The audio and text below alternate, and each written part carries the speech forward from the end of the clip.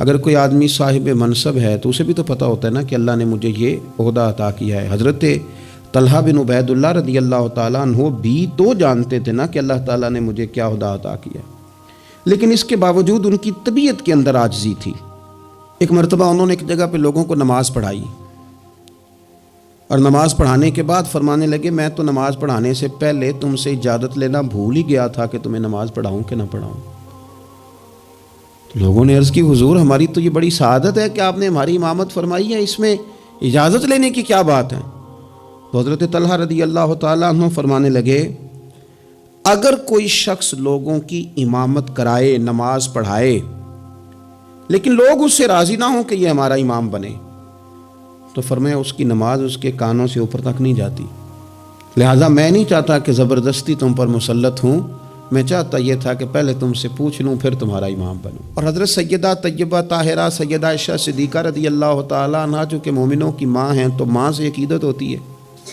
حضرت طلحہ بن عبید اللہ رضی اللہ تعالیٰ عنہ کو بڑی عقیدت تھی، ہر سال 10,000 دینار سیدہ عائشہ کی خدمت میں بطور نذرانہ کے پیش کرتے تھے، بطور نذرانہ کے، اپنے دل کی تسکین کے لیے کہ میں اپنی ماں کی خدمت کروں۔ ان کی زوجہ فرماتی ہیں کہ ایک دن میں نے انہیں بڑا پریشان دیکھا، بڑے پریشان تھے، تو میں نے ان سے کہا کہ مجھ سے کوئی غلطی ہو گئی، آپ بہت زیادہ پریشان ہیں؟ تو حضرت طلحہ بن عبید اللہ رضی اللہ تعالیٰ عنہ فرمانے لگے نہیں تم سے کوئی غلطی نہیں ہوئی، اصل میں نا آج میرے پاس بہت سارے پیسے جمع ہو گئے، تو میں پریشان ہوں کہ اتنی دولت کے ساتھ وقت گزاروں گا۔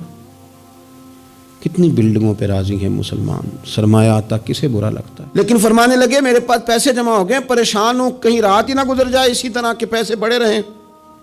تو آپ کیا لیے فرمانے لگی کیوں پریشان ہوتے ہیں، آپ مجھے پتہ ہے حضور کے صحابی ہیں، آپ کا دل اتنا اجلا اور اتنا صاف ہے کہ یہ دولت آپ کے دل میں وقت گزار سکتی نہیں، جہاں اللہ رسول کے ڈیرے ہوں وہاں دولت کیسے وقت گزارے گی؟ تو آپ اس طرح کریں، اس کو خرچ کر دیں، کچھ بھی نہیں ہوتا، بوجھ اتر جائے گا۔ فوراً ہی لونڈی کو بلایا اور خرچ کرنا شروع کیا، تو کتنے خرچ کیے؟ ایک دن کے اندر انہوں نے 4 لاکھ دینار لوگوں پر خرچ کر دیے۔ اور پھر کچھ لوگوں کا یہ مزاج ہوتا ہے کہ وہ باہر تو بڑے با اخلاق ہوتے ہیں، بڑے با مروت ہوتے ہیں، لوگوں کی بڑی گڈ بک میں ہوتے ہیں، سوسائٹی انہیں بڑا اچھا کہتی، گھر کے اندر ان کی حالت خراب ہوتی ہے، گھر والے شکوہ کرتے ہیں کہ یار یہ بندہ ہم سے بھی کبھی اچھے موڈ میں بات کرے، یہ گھر بھی آئے تو کبھی ہنستا ہوا آئے۔ حضرت طلحہ رضی اللہ تعالیٰ عنہ کی حسن معاشرت ان کے گھر کے اندر اتنی اعلیٰ تھی، اتنی خوبصورت تھی کہ ان کے بچے، ان کی اہلیہ، ان کے بہن بھائی، ان کے ماں باپ، ان کے رشتہ دار ان سے ٹوٹ کر پیار کرتے۔ ام امان ان کی شادی ہونی تھی، بڑے بڑے معزز لوگوں نے اس خاتون کو پیغام بھیجا، بڑی اعزاز والی خاتون تھی، لیکن وہ کہنے لگی مجھے تو نکاح حضرت طلحہ بن عبید اللہ سے ہی کرنا ہے۔ بھئی ان سے آپ کو کیوں نکاح کرنا ہے؟ تو وہ کہنے لگی میں ان کے اخلاق کے عالیہ سے واقف ہوں اور صاف حمیدہ کو جانتی ہوں، وہ نہ گھر میں آتے ہیں تو پھر بھی ہنستے ہوئے آتے ہیں، اور میں نے سنا ہے جاتے ہیں تو پھر بھی ہنستے ہوئے جاتے ہیں، اور ان سے مانگنا نہیں پڑتا، خود ہی دے دیتے ہیں، اور کبھی مانگ لو تو دینے میں دیر ہی نہیں کرتے۔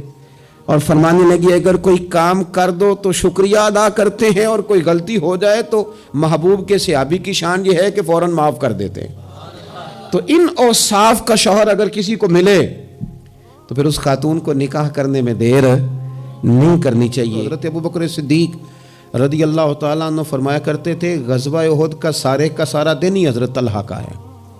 نبی پاک صلی اللہ تعالیٰ علیہ وسلم نے نا ڈبل زرہ پہن لی تھی، 2 زرہیں حضور نے پہن لی تھی، تو ایک پہاڑ پر حضور چڑھنے لگے تو کچھ مشقت محسوس ہوئی، قربان جائیں، حضرت طلحہ نے جلدی سے گردن چکائی، یا رسول اللہ یہاں رکھیں آپ قدم اور آپ چڑھیں۔ محبوب نے قدم رکھا اور رکھتے ہی فرمایا لو طلحہ تم نے اپنے اوپر جنت واجب کر لی ہے، تم نے اپنے اوپر جنت واجب کر لی۔